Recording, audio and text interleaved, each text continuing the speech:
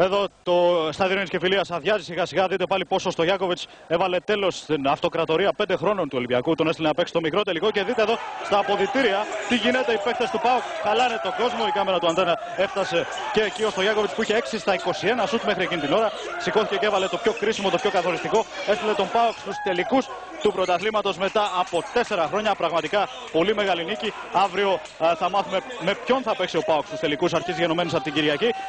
Με τον νικητή δηλαδή της αυριανής τρίτης μάχης ανάμεσα στον Παναθηναϊκό και στην ΑΕΚ στο ΆΚΑ. Ο Ολυμπιακός θα παίξει από το Σάββατο, αρχής γενομένης από το Σάββατο, στον μικρό τελικό με τον ηττημένο του αυριανού αγώνα. Ενώ βλέπετε άλλοι γελάνε, άλλοι κλαίνε από συγκίνηση προφανώς.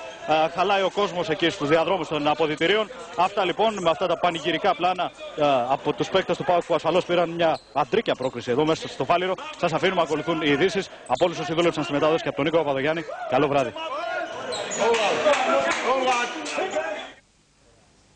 Μία προσφορά